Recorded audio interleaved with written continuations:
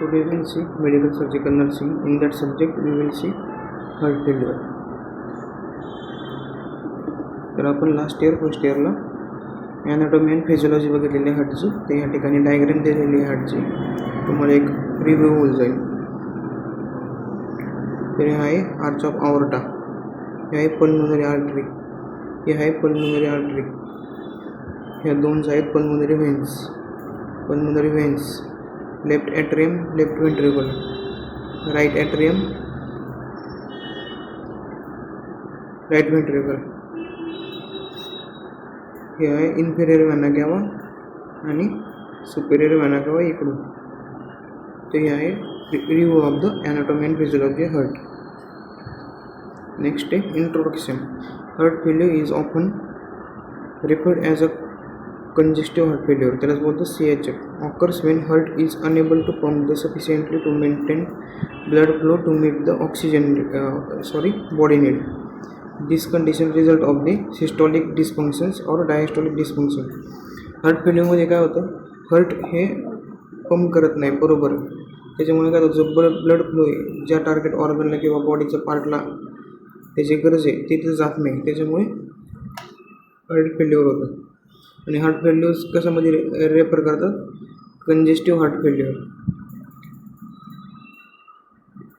याचे क्लासिफिकेशन आहेत हार्ट फेल्युअरचे. Left sided heart failure, right sided heart failure, forward versus backward failure, high output versus low output failure, acute and chronic. तर एक एक करून बघूयात आता. LHF म्हणजे left heart failure. In left heart failure, left ventricle cardiac output is less than volume received from pulmonary circulation. Blood accumulates in the left ventricle and left atrium. Pulmonary congestion, forcing fluid from the pulmonary capillaries into the pulmonary tissue, and alveoli causing pulmonary intestinal edema and impaired gas exchange. Left side heart फेल्युअरमध्ये काय होतं, जे left ventricle आहे त्याचा जो cardiac output हा कमी volume असतं. कशापासून, रिसिव्ह झालेल्यापासून, पल्मोनरी सर्क्युलेशनपासून. त्याच्यामुळं जे ब्लड आहे ते कशामध्ये अकोमोडेट होतं, कशामध्ये साचून राहतं, लेफ्ट व्हेंट्रिकल आणि लेफ्ट ॲट्रियममध्ये साचून राहतं. आणि जे पल्मोनरी कंजेशन आहे, पल्मोनरीमध्ये कंजेशन होतात. आणि पल्मोनरी कॅपिलरीज काय करतात, ते पल्मोनरी टिश्यूला आणि ॲल्व्हेओलला हे करतात, कॉज करतात, पल्मोनरी इंटेस्टिनल एडेमा कॉज करतात. आणि त्याच्यामुळे काय होतं, इम्पेअर्ड गॅस एक्सचेंज होतो. हे आहे LHF. दुसरे RHF, right sided heart failure. तर याच्यामध्ये काय, in the right sided heart failure, right ventricular cardiac output is less than volume receive from the peripheral venous circulation. Blood accumulates in the right atrium, right ventricle and peripheral nervous system. Increased venous pressure lead to JVD and increase the capillary hydrostatic pressure throughout the venous system.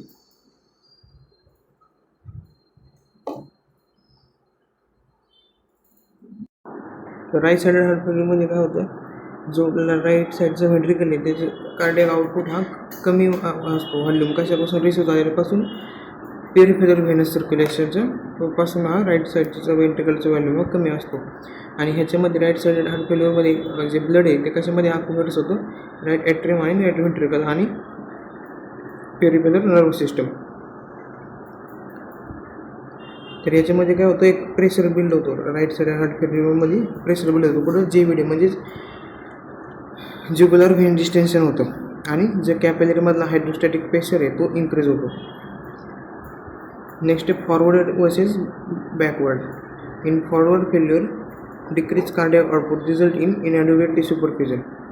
फॉरवर्डमध्ये काय होतं, cardiac output हा decrease होतो. बॅकवर्डमध्ये काय होतं, जे ventricle आहे त्याच्यामध्ये after systolic and increase atrial and venous pressure. Atrial आणि व्हेनस प्रेशर बॅकवर्डमध्ये इन्क्रीज होतो. आणि जो व्हेनस प्रेशर राईज झालेला किंवा इन्क्रीज झालेला तो फोर्सफुली फ्लुइडला आउट करतो. कशातून, कॅपिलरी मेम्ब्रेन्स. कशामध्ये, कॅपिलरी मेम्ब्रेन्समधून कुठं, एक्स्ट्रा सेल्युलर स्पेसमध्ये. The next is high and low output. High output failure occurs in response to condition that cause heart to work harder to supply blood. The increased oxygen demand can only meet only with the increased cardiac output. The high output failure मध्ये काय होतं, जे heart आहे ते hardly जे blood आहे supply hardly supply करतं, आणि जो ऑक्सिजन डिमांड आहे तो कधी मीट होतो, म्हणजे कधी भेटतो, ज्यावेळेस कार्डियक आउटपुट हा इन्क्रीज होईल त्यावेळेस. लो आउटपुट फेल्युअरमध्ये काय होतं, जो BP आहे तो हाय असतो आणि हायपोव्हॉल्युमिक दिसतो पेशंटमध्ये आपल्याला, आणि याच्यामध्ये व्हायसोकन्स्ट्रिक्शन दिसतं लो आउटपुट फेल्युअरमध्ये. नेक्स्ट आहे ॲक्यूट आणि क्रोनिक. तर पहिले acute failure occurs in response to sudden decrease in cardiac output which result in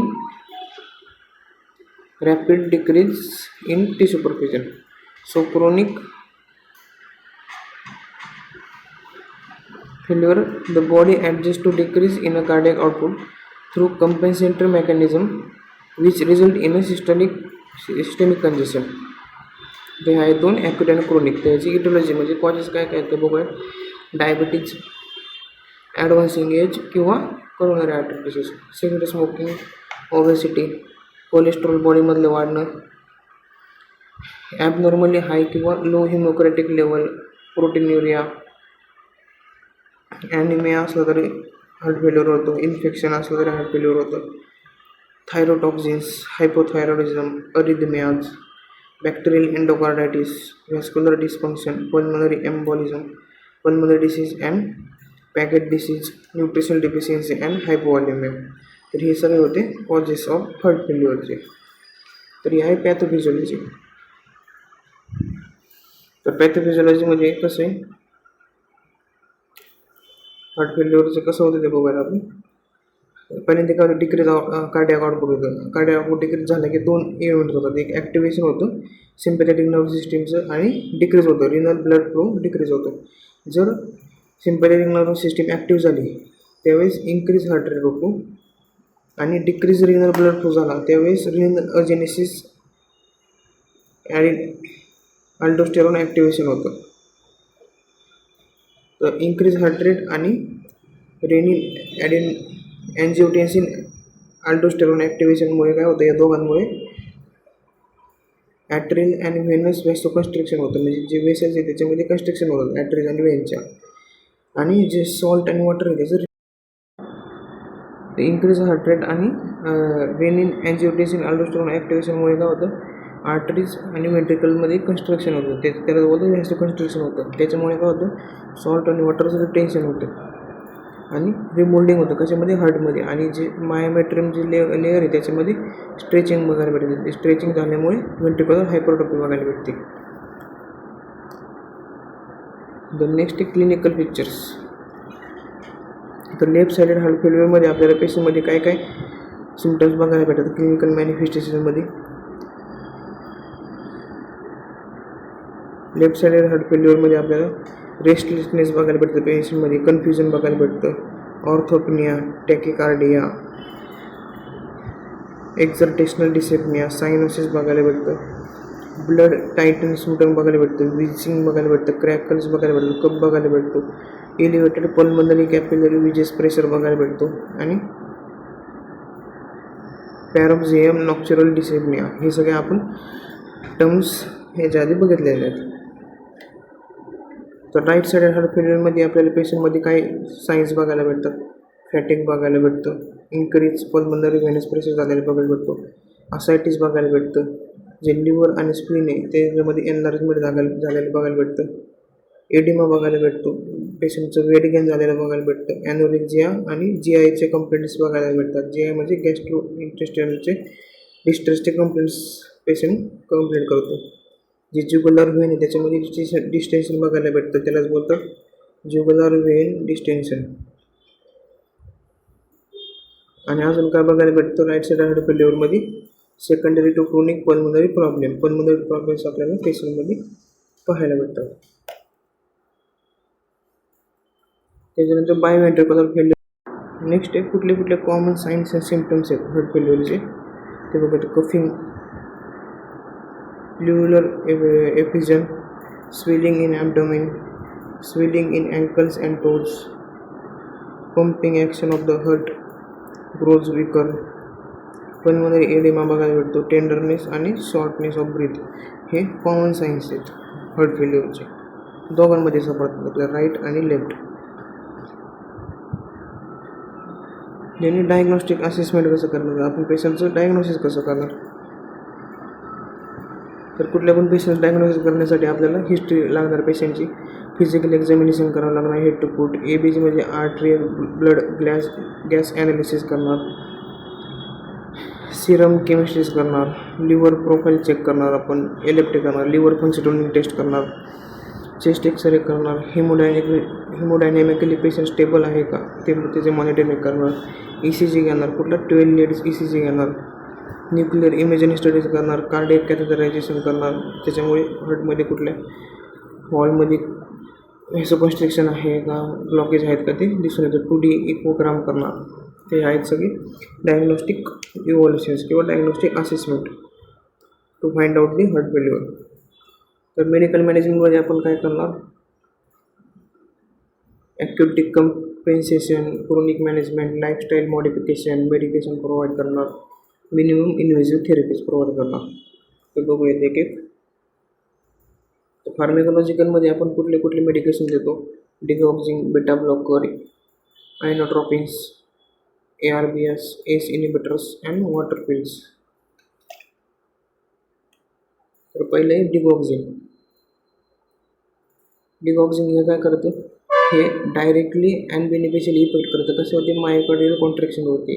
कशामध्ये, पेशंटचं हार्ट फॉलिंग टू हार्ट, म्हणजे पेशंटचं हार्ट फेल्युअर न होण्यापासून वाचवण्यासाठी. हे काय करतं, कार्डियक आउटपुटला इम्प्रूव्ह करतं आणि जे किडनीचं परफ्युजन आहे त्यांना एनहान्स करतं. तर याचा डोस किती असतो, 0.125 to 0.25 mg पर ओलर किंवा IV. ते आहे डिगॉक्झिन. नेक्स्ट ड्रग आहे बेटा ब्लॉकर्स. बेटा ब्लॉकर्स कशासाठी ट्रीट करण्यासाठी, तर क्रोनिक हार्ट फेल्युअर. तर ह्याच्यामध्ये कुठलं ड्रग देतो आपण, कॉरेकचंच नाव आहे कार्विडिलॉल. तर ह्याचा डोस काय आहे, 6.25 to 50 mg, 13.125, 6.25, 12.5 अँड 25 mg टॅब्लेट्स टॉईस देतो आपण, twice a day with food. आयनोट्रोपिन्समध्ये कुठले आपण ड्रग्स यूज करतो, डोपामाइन, डोबिटोमाइन, ॲमिड्रॉन, हे सगळे ड्रग्स आपण यूज करतो. ACE इनिबिटरमध्ये आपण काय प्रोव्हाइड करतो पेशंटला, ACE इनिबिटर काय करतं, पहिले पोटॅशियम जे लेवल आहे आपल्या बॉडीमध्ये त्याला राईज करण्याचं काम करतं. ह्याच्यामध्ये आपण ॲक्युप्रिल मेडिकेशन पेशंटला प्रोव्हाइड करतो किंवा ॲटलास, हे पण मेडिकेशन आपण ACE इनिबिटरमध्ये पेशंटला प्रोव्हाइड करतो.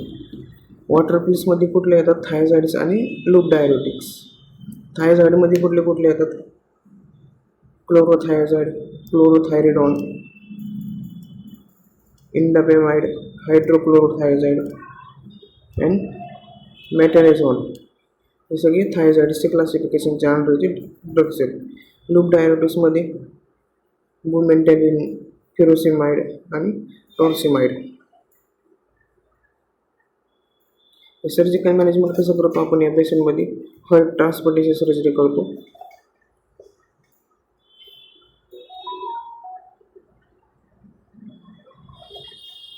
हार्ट ट्रान्सप्लांटेशन आपण काय जे कधी करतो, ज्यावेळेस हार्ट पूर्णपणे फेल्युअर झालेला असतो, म्हणजे कुठल्याही प्रकारचे मेडिकेशन, कुठल्याही प्रकारची सर्जरी त्याच्यावरती वर्क होत नाही किंवा अदर थेरपीज वर्क होत नाही, त्यावेळेस आपण हार्ट ट्रान्सप्लांटेशन करतो. तर heart transplantation or cardiac transplantation is a surgical transplant procedure performed on a patient with end-stage heart failure or severe coronary artery disease when other medical and surgical treatments have failed of last resort. यामध्ये ते सांगितलं, आपण transplant कधी करतो, ज्यावेळेस end stage heart failure असतं किंवा severe coronary artery disease असतो त्या कंडिशनमध्ये. तर याचे ॲब्सोल्यूट कॉन्ट्राइंडिकेशन्स कोणते कोणते आहेत हार्ट ट्रान्सप्लांटेशनचे, जेव्हा किडनी डिसीज असेल, लंग डिसीज असेल किंवा लिव्हर डिसीज असेल, त्या पेशंटमध्ये आपण कॉन्ट्राइंडिकेट करतो. पेशंटला कॅन्सर असेल, लाईफ थ्रेटनिंग डिसीज असेल जसं की ॲक्यूट इन्फेक्शन, सिस्टमॅटिक डिसीज असतील, हाय पल्मनरी व्हॅस्क्युलर रेजिस्टन्स असेल, ओव्हर 5 or 6 उंची युनिट, त्या कंडिशनमध्ये आपण हार्ट ट्रान्सप्लांटेशन सर्जरी अवॉइड करतो. रिलेटिव्ह कॉन्ट्राइंडिकेशन्समध्ये कुठले पेशंटला जर इन्सुलिन डिपेंडंट डायबिटीज असेल त्यावेळेस आपण कॉन्ट्राइंडिकेट करतो सर्जरी. थ्रोम्बोएम्बोलिझम असेल, सिव्हिअर ओबेसिटी असेल, आणि जर पेशंटचं एज 65 इयर्स अबव असेल त्यावेळेस जर पेशंट कुठले पण सबस्टन्स अब्यूज करत असेल, ॲक्टिव्हली असेल म्हणजेच अल्कोहोल, स्मोकिंग, टॉबॅको चिविंग, तर त्या कंडिशनमध्ये आपण कॉन्ट्राइंडिकेट करतो. तर या प्रोसिजर आहेत. You will stop the video and read.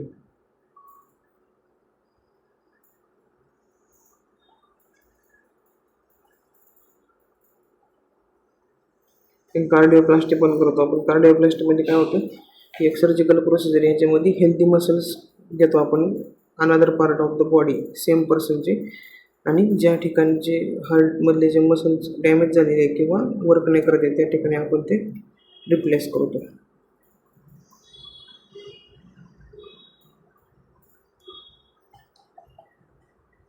तर हे एक डिव्हाइस आहे, व्हेंट्रिक्युलर असिस्टेड डिव्हाइस. एक इलेक्ट्रॉनिकल डिव्हाइस आहे. काय करतं, असिस्ट करतं कशाला, कार्डियक सर्क्युलेशनला. त्याच्यामुळे काय होतं, जे कार्डियक हार्ट फेल्युअरचं जे फंक्शन आहे त्याला रिप्लेस करतं. आणि जे व्हेंट्रिक्युलर असिस्टेड डिव्हाइस आहे हे डिफरंट असतं. कशापासून, जे पेसमेकर असतात त्याच्यापासून हे खूप वेगळं असतं. हे शॉर्ट टर्मसाठी यूज केलं जातं. ह्याच्यामध्ये पेशंटला रिकव्हरी फ्रॉम द मायोकार्डियल इन्फेक्शनपासून आपण पेशंटची रिकव्हरी करण्यासाठी हे यूज करतो.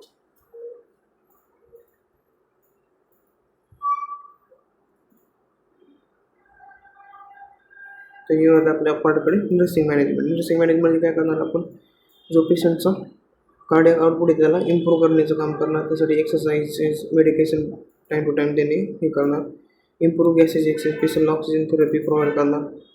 रिस्टोरिंग फ्लुइड व्हॉल्यूम बॅलन्स, पेशंटमध्ये आपण सोडियम आणि पोटॅशियमचा इलेक्ट्रोलाइट बॅलन्स करणार, इम्बॅलन्स होऊ देणार नाही. Improve activity tolerance, supporting the patient experiencing hopelessness, पेशंटला आपण सायकोलॉजिकल सपोर्ट प्रोव्हाइड करणार. Educating the patient and family regarding the care, पेशंटला आणि पेशंटच्या फॅमिलीला किंवा केअरटेकरला आपण काय डिसीज कंडिशन, ह्याच्यामध्ये कुठली सर्जरी, कुठले मेडिकेशन असतात ते सगळे इन डिटेल आणि त्यांना समजेन अशा भाषेत समजून सांगणार आणि हेल्थ एज्युकेशन प्रोव्हाइड करणार.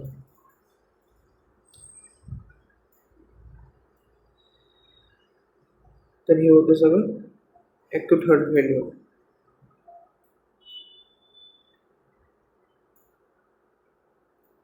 Thank you so much for listening.